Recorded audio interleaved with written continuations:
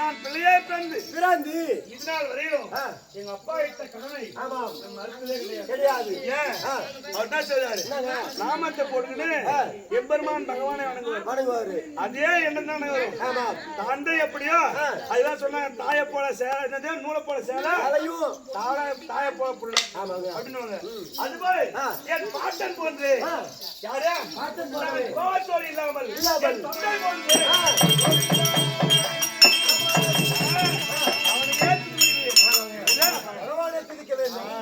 அவரை திருவிடுவேன். அது ஏன்? அப்பேற்பட்ட எம்பெருமானுக்காக பகவானை என் உள்ளத்தை வைத்து உள்ளமே கோயில்.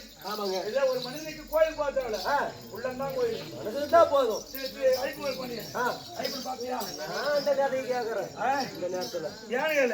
அங்க போறத மனதால் நினைத்தாலும் கண் முன்னே வருவார். ஏன்? ஒரு நிலையாகணும், ஒரே நிலையா ஒரே மனதாகணும். மனசு ஒண்ணு வச்சுக்கணும், அங்க போறது இல்ல. அது போன்று என் பெருமான் பகவானை என் மனதோடு நினைத்து அவரையே நினைச்சாரு. அது நின்றாலும் இங்க பாரு என் நாமங்கள்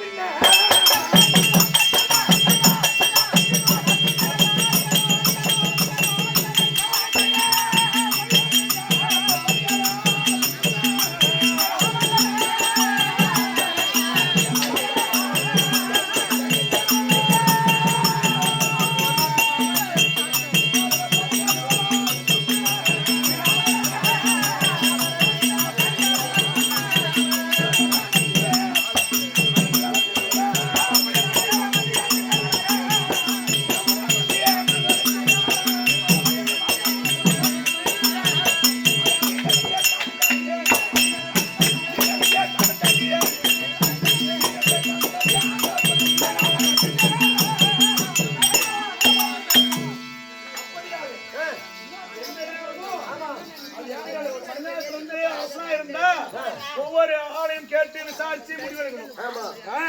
அதுதான் தீர்ப்பு சொன்னாலும் தெரிஞ்சு நல்லதா கெட்டதா தெரிஞ்சு. அதுபோல் அரசாக நான் இருந்தாலும் அண்ணன் முடிக்கிறேன்.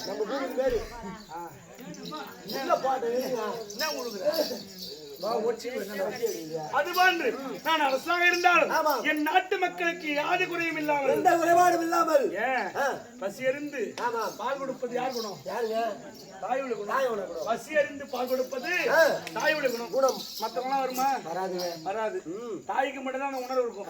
அதனால்தான் தாய் குலம் என்று பேரு. அது போன்று என் மக்களை நான் தாயாக இருந்து யாது குறையும் இல்லாமல் வாழ்ந்து வருகிறேன். எனக்காக வேண்டி என் ஏரியா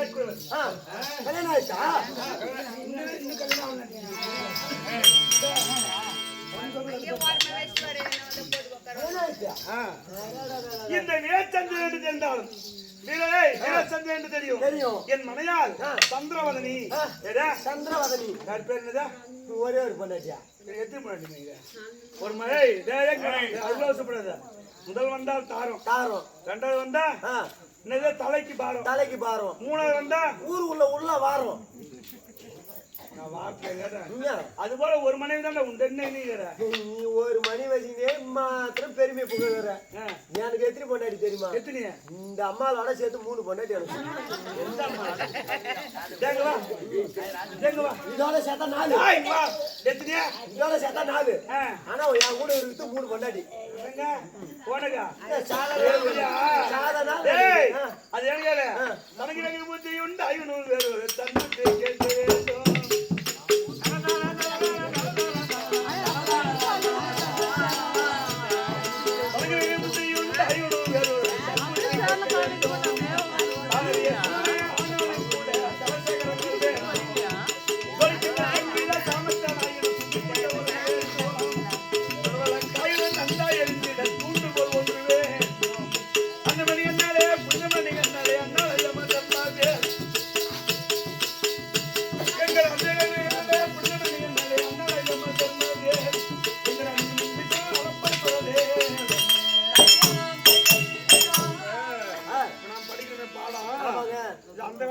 காலம் வேற. ஆமா. அப்பெல்லாம் என்னன்னு கேட்டா அறப்பளி சதகம், விவேக சிந்தாமணி, குமரேச சதகம் இதெல்லாம் படிச்சாங்க. அதுல நல்ல நீதிகள், நீதி நூல் அது பேர் என்னது? நீதி நூல். தனக்கு வெகு புத்தியும் தாயினும் வேறொரு தன் புத்தி கேட்க வேண்டும். வந்து பாடுறோம், பேசுறோம், பழகிறோம். அதுதான் தனக்கு வெகு புத்தியும் தாயினும் வேறொரு தன் புத்தி கேட்க வேண்டும்.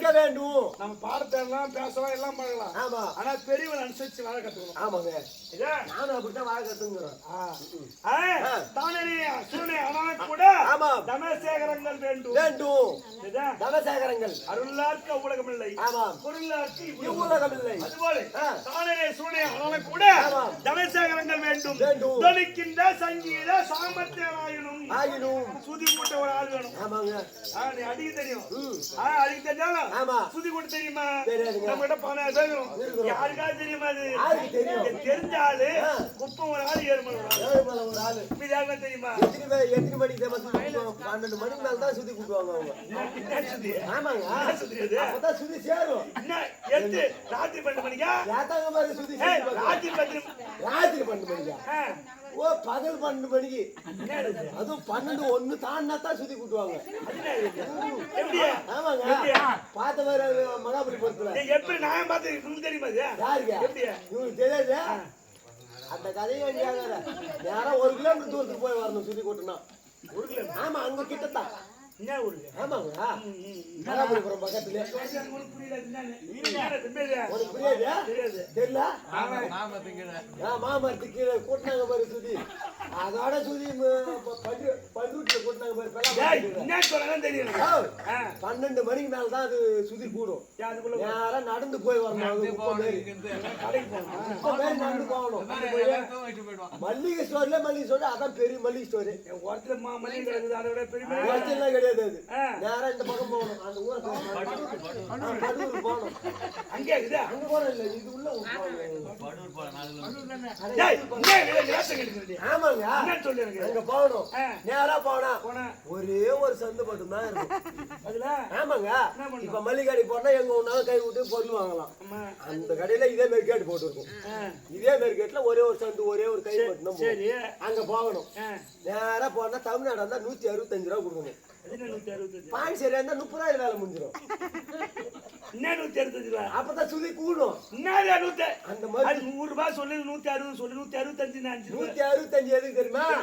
160 ரூபாய் பாட்டில 5 ரூபாய் நோவாம எடுத்து கொடுக்குறது.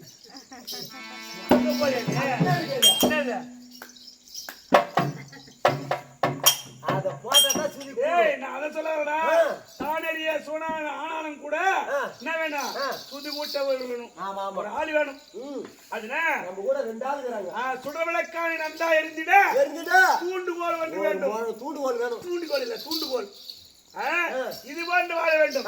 நீ சொன்ன மாதிரி 3 மனைவி கல்யாணம் பண்ண, அந்த 3 மனைவிக்கு காலகட்ட வேற மாதிரி போகுது. தலைக்கு என்ன வாங்கி கொடுக்க முடியுமா? பூ வாங்கி கொடுக்க என்னடா பண்ண முடியும்? வாய்க்கு துணி சூத்துக்கு சோறு போட்டு குறைபாடு என்ன போய் திரும்ப நீங்க தங்கத்தோட ஒரு பவுன் 18,000 போகுது. 18,000 போகுது. எங்கடா இருக்கிற நீ? எவ்வளவு போகுது? 1 லட்சம் ரூபாய் பிடிக்குதா? நம்ம அத்தா தானே தெரியும். நம்ம சொல்ல 3 மணி வச்சு சாப்பாடு மணி வச்சுக்கிறோம். எந்த குறைபாடும் கிடையாது. வாய்க்கு துணி சூத்துக்கு சோறு எந்த குறைபாடும் வாயில துணி துருப்பாங்க. வாய்க்கு சோறு சூத்துக்கு துணின்னு சொல்லு. நீ மாத்திட்டு இருப்பாங்க அது மாரி. அப்ப சரி, குறை இல்லையா? திடீர்னு இப்ப நீங்க இறந்துட்டா, ஒரு வேளை நீங்க இறந்துட்டா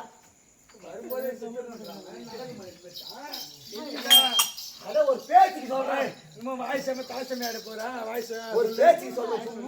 சொல்லு என்ன? நீங்க இறந்துட்டா உங்க மனைவி என்ன பண்ணுவாங்க? தாலி இருப்பாங்க. என் பொண்டாட்டி 3 பொண்டாட்டி தாலி ஆக மாட்டான். ஏன் மனைவின்னா இந்து மத பிரகாரம் தாலி இருக்கணும், மாங்கல்யம் இருக்கணும். என் பொண்டாட்டி 3 பொண்டாட்டி தாலி ஆக மாட்டாங்க. ஏன்டா ஏன்னு கேக்குறீங்க? ஏன் அர்த்தம் வச்சுதான் நம்ம குடும்பம். உங்க கதை கேட்கறேன். இப்ப அடுத்தபடியாக என் மனையாக்கூடிய என்னுடைய பேர் வீரச்சந்திரன். என் மனையார் சந்திரவதனி. இப்படி என் மனைவியோடு தினந்தோறும் காலத்தெடுத்து நான் நந்தவன வேடிக்கை பார்ப்பது வழக்கம். இந்த நேரத்தில் காலம் கிடைக்கிறது. நாம் சபையை கூட்டி சபையை பார்த்தோம். ராஜபரிமாணம் செய்து நம் மனையோடு எங்கே செல்ல வேண்டும்? கானகம் செல்ல வேண்டும். கானகத்தில் உள்ள நந்தவன வேடிக்கை பார்க்கணும். அதனால புறப்பட்டு வந்திருக்கோம். தெரியுதா?